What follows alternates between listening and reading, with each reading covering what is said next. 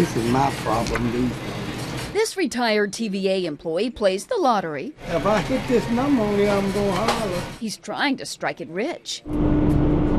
Some would say his former employer already has. The Tennessee Valley Authority, owned by the U.S. government, spent millions, one insider tells us $6 million, on this at its Cumberland City plant, a cooling system that never worked. They probably should have done more research on it to make sure.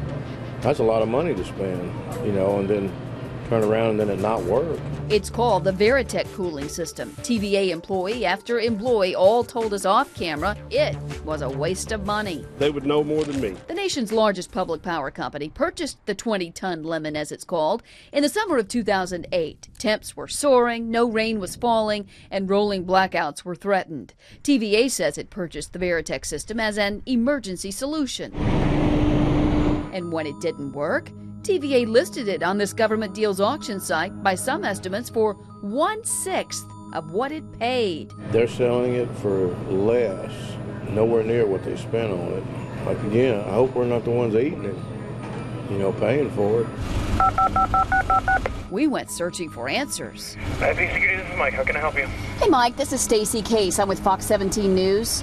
Wanted to know if there's anybody there in your public affairs office who may be able to answer some questions about the Veritech cooling system.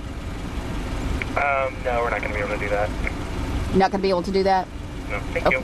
Though TVA would not comment on camera, they did issue a statement saying that equipment was used to cool water coming in here to the plant. That statement in part reads, TVA operated the cooling equipment to address plant generation reductions due to river temperatures for one summer. However, the equipment did not achieve desired results to support more than temporary use.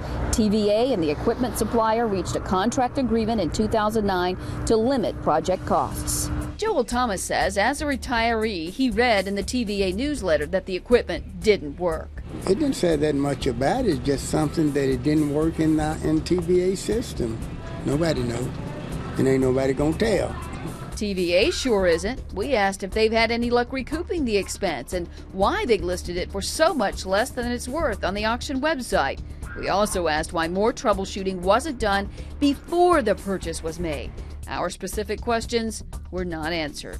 Not surprising, BusinessInsider.com this year listed TVA as one of the top 17 big companies at risk for bankruptcy. Somebody dropped the ball somewhere, the only thing I can say. With at least $24 billion in debt and a request into Congress to borrow more, the only other way TVA can stay afloat is to raise what you pay to turn on the lights. That's their mistake, not ours. We asked the longtime TVA worker what he would do with $6 million. And just ride. Because I can't pay my way to heaven.